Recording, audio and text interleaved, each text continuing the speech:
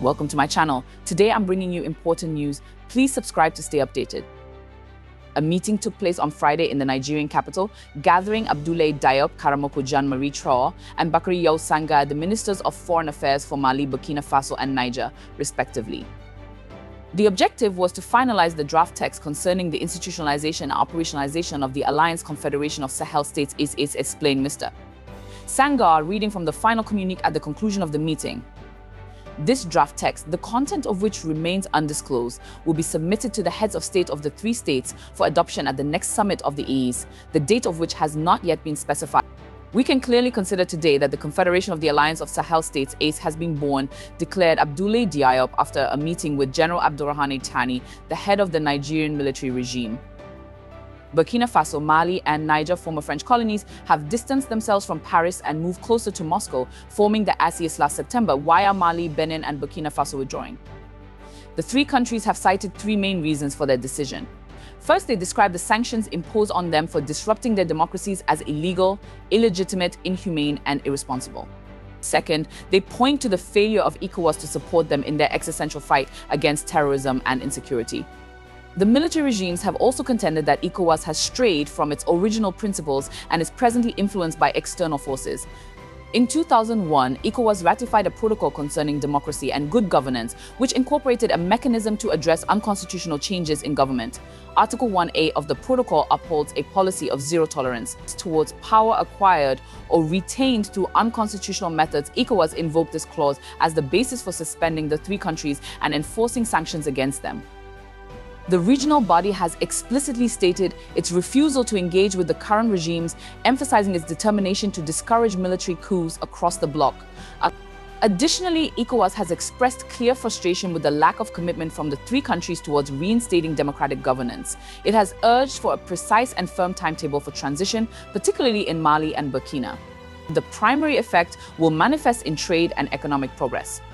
ECOWAS functions chiefly as an economic community, and the departure of any member will inevitably impact trade and economic advancement. Collectively, these three nations contribute 8% to ECOWAS's $761 billion GDP. In 2022, the total trade volume within the ECOWAS region amounted to $277.22 billion.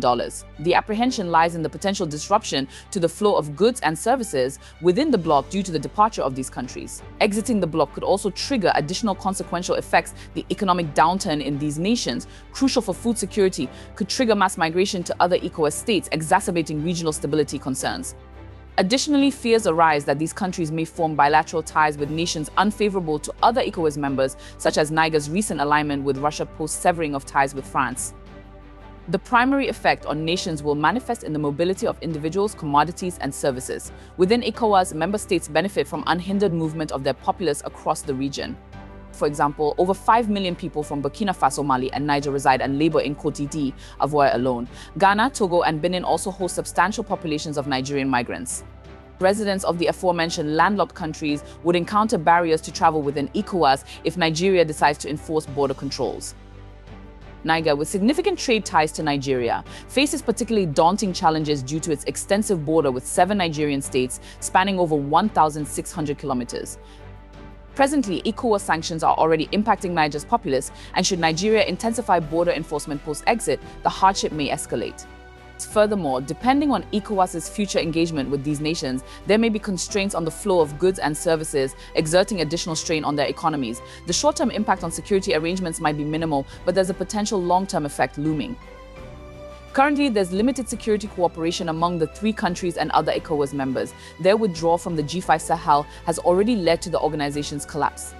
While the lack of ECOWAS security support was cited as a reason for departure, a complete breakdown of existing security structures would not only affect these three nations, but also stable states like Ghana, Côte d'Ivoire, Togo, and Benin.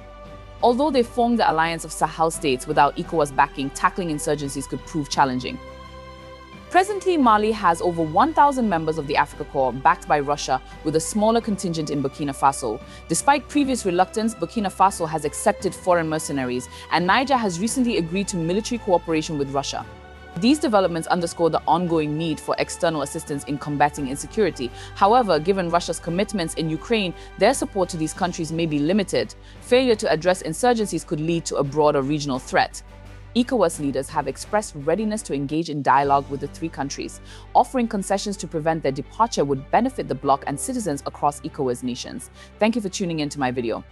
Don't forget to subscribe, and I'll catch you in the next one.